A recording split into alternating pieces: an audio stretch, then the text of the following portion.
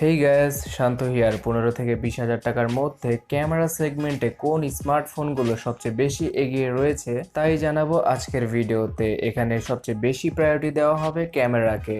So video নিচে like বাটনে click করে একদম শেষ পর্যন্ত দেখতেই থাকুন। 15 হাজার টাকার মধ্যে যে স্মার্টফোনটি প্রথমে রয়েছে সেটা হচ্ছে গিয়ে রেডমি নোট 8। এই ফোনটির রিয়ার সাইডে ব্যবহার করা হয়েছে 48 মেগাপিক্সেলের প্রাইমারি সেন্সর, 8 মেগাপিক্সেলের একটি আলট্রা ওয়াইড লেন্স রয়েছে, তাছাড়া 2 মেগাপিক্সেলের ডেপথ এবং 2 মেগাপিক্সেলের ম্যাক্রো ক্যামেরা সেন্সরকে ব্যবহার করা হয়েছে চতুর্থ ক্যামেরা হিসেবে। তার সাথে সেলফি তোলার জন্য 13 মেগাপিক্সেলের একটি ডিসেন্ট ক্যামেরা ব্যবহার করা হয়েছে এই ফোনটির মধ্যে।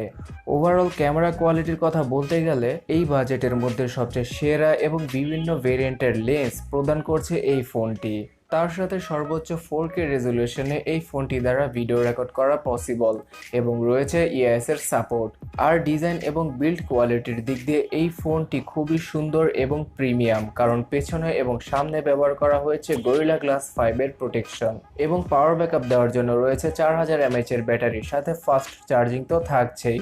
প্রসেসর হিসেবে রয়েছে স্ন্যাপড্রাগনের 665। সো ওভারঅল রেডমি নোট 8 স্মার্টফোনটির 464 ভেরিয়েন্টটি বর্তমানে 15 হাজার টাকায় আপনারা পেয়ে যাবেন। অফিসিয়ালি এই ফোনটির প্রাইস শুরু হচ্ছে 18 হাজার টাকা থেকে। সো এবার নাম্বার 4-এর পালা। নাম্বার 4-এ রয়েছে মি A3 স্মার্টফোনটি। হয়তো এই ফোনটিকে অনেকেই পছন্দ করতে পারেন অথবা নাও করতে পারেন, কারণ এর HD+ রেজলিউশনের ডিসপ্লের জন্য। তবে এখানে আপনারা অ্যামোলেড প্যানেল পেয়ে যাচ্ছেন। তার সাথে বাজেট অনুযায়ী এই ফোনটির ক্যামেরা একদম মারাত্মক লেভেলের। 48 মেগাপিক্সেলের প্রাইমারি সেন্সরটি থাকছে এর রিয়ার সাইডে। 8 মেগাপিক্সেলের একটি আলট্রা ওয়াইড লেন্সের সাথে 2 মেগাপিক্সেলের একটি ডেপথ সেন্সরও ইউজ করেছে Xiaomi। তাছাড়া এই ফোনটির সেলফি ক্যামেরাটি 32 মেগাপিক্সেলের। ওভারঅল রেডমি নোট 8 এর সেলফি ক্যামেরা থেকে মি A3 এর সেলফি ক্যামেরা মাচ বেটার। তাছাড়া এই ফোনটির মধ্যেও সেম ব্যাটারি এবং সেম প্রসেসর ব্যবহার করেছে Xiaomi Redmi Note 8 এর মতো। মি A3 ফোনটি দ্বারাও 4K রেজলিউশনে ভিডিও করা সম্ভব এবং এখানেও রয়েছে ইএস এর সাপোর্ট, তবে সেটা 1080p রেজলিউশনের জন্য। আর ফোনটির সেলফি ক্যামেরাতেও স্টেবিলাইজেশনের দেখা আমরা পেয়ে যাব। বর্তমানে 15 হাজার টাকায় পাওয়া যাচ্ছে এই ফোনটি বাংলাদেশের মার্কেটে এবং অফিসিয়ালি এই ফোনটির প্রাইস 23 হাজার টাকার মতো। নাম্বার 3-তে যে ফোনটি রয়েছে সেটা হচ্ছে ভিভোর পক্ষ থেকে ভিভো Z1 Pro।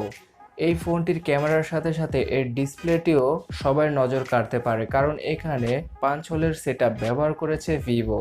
রিয়ার সাইডে 16 মেগাপিক্সেলের প্রাইমারি সেন্সরের সাথে 8 মেগাপিক্সেলের আলট্রা ওয়াইড এবং 2 মেগাপিক্সেলের ডেপথ সেন্সরটিকে ব্যবহার করেছে ভিভো এই ফোনটির মধ্যে। তাছাড়া সেলফি ক্যামেরা হিসেবেও 32 মেগাপিক্সেলের ক্যামেরাটি আমরা দেখতে পাবো। স্ন্যাপড্রাগনের 712 SoCর সাথে আসে এই ফোনটি এবং 5000 mAh এর হিউজ ব্যাটারি রয়েছে এই ফোনটির মধ্যে। তাছাড়া ডিসপ্লেটিও বিশাল 6.5 ইঞ্চি। সো ওভারঅল বর্তমানে 17,500 টাকা থেকে পাওয়া যাচ্ছে এই ফোনটি এবং অফিসিয়ালি এই ফোনটিকে বাংলাদেশে অ্যাভেলেবল করেনি ভিভো। তবে অবশ্যই এই ফোনটির সেলফি ক্যামেরায় আরও বেশি ইমপ্রুভমেন্টের দরকার রয়েছে, কারণ বিউটি মোডকে অফ করেও যদি সেলফি তোলা হয় তারপরেও ফেসকে অনেক বেশি স্মুথ করে ফেলে, একদম কার্টুনের মতো। সো ভিভোর ক্যামেরা হার্ডওয়্যার খুব ভালো, কিন্তু ন্যাচারাল ফটোগ্রাফি ভিভোর ফোন দ্বারা করা পসিবল নয়। সো এবার পরবর্তী ফোনের পালা। নাম্বার 2-এ রয়েছে Realme 5 Pro স্মার্টফোনটি। এই ফোনটি বাংলাদেশে অফিসিয়ালি পাওয়া না গেলেও আনঅফিসিয়ালি 17,500 টাকায় পাওয়া যাচ্ছে এর 464 ভেরিয়েন্টটি। এখানেও 48 মেগাপিক্সেলের প্রাইমারি সেন্সর, 8 মেগাপিক্সেলের আলট্রা ওয়াইড ক্যামেরা এবং 2 মেগাপিক্সেলের ডেপথ এবং ম্যাক্রো ক্যামেরা রয়েছে। তাছাড়া রিয়েলমি সেলফি ক্যামেরা হিসেবে 16 মেগাপিক্সেলের সেন্সরটিকে ব্যবহার করেছে, যেটাও কিনা সনির সেন্সর। সো এই ফোনটির ক্যামেরা হার্ডওয়্যার অন্যান্য সব ফোন থেকে অনেক ভালো। তাছাড়া এই ফোনটির ম্যাক্রো লেন্স দ্বারাও খুব সুন্দর ম্যাক্রোগ্রাফি করা যায়। আর প্রসেসর হিসেবেও এই ফোনটির মধ্যে ইউজ করা হয়েছে স্ন্যাপড্রাগনের 712 SoCটি। 4000 mAh এর ব্যাটারির সাথে 20 ওয়াটের ফাস্ট চার্জিংও থাকছে। এই ফোনটির মধ্যে। সো ওভারঅল সর্বোচ্চ 4K রেজুলেশনে ভিডিও রেকর্ড করা পসিবল এই ফোনটি দ্বারা। তাছাড়া 1080p রেজুলেশনের মধ্যে ইআইএস এর সাপোর্ট পাওয়া যাবে সেলফি ক্যামেরা এবং রিয়ার ক্যামেরা দ্বারা। কিন্তু রিয়েলমির ফোনেও একটা প্রবলেম রয়েছে, আর সেটা হচ্ছে গিয়ে ওভার স্যাচুরেট করে ফেলা। এখানে যদি আপনি ক্রোমা বুস্ট অপশনটিকে অন না করেন, তারপরেও কালারগুলো অনেক বেশি পাঞ্চি হয়ে থাকে। সো যারা কিনা ওভার স্যাচুরেট কালার পছন্দ করেন তারা এই ফোনটি অবশ্যই দেখতে পারেন। তো এবার পরবর্তী ফোন সম্পর্কে জানা যাক। পরবর্তী ফোনটি হচ্ছে কি Redmi Note 8 Pro।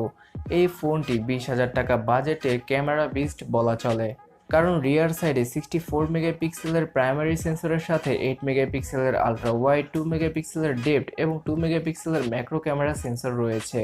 তাছাড়া ফ্রন্টেও রয়েছে 20 মেগাপিক্সেলের selfie camera. Overall rear camera এবং ফ্রন্ট ক্যামেরার সেন্সরগুলো খুব ভালো। তাছাড়া শাওমির এই ফোনটি দ্বারা ন্যাচারাল ফটোগ্রাফিও করা পসিবল। রিয়েলমির ফোনগুলোর মতো নয় যে কালারগুলো বুস্ট আপ করে ফেলে শাওমির ফোনগুলো।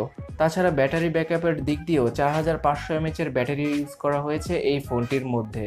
থাকছে ফাস্ট চার্জিংয়ের সুবিধা এবং পারফরমেন্সের জন্য মিডিয়াটেকের G90T SoCটিও রয়েছে। এবং নোট 8 প্রো স্মার্টফোনের ডিসপ্লেটিও ফুললি বেজেললেস টাইপের।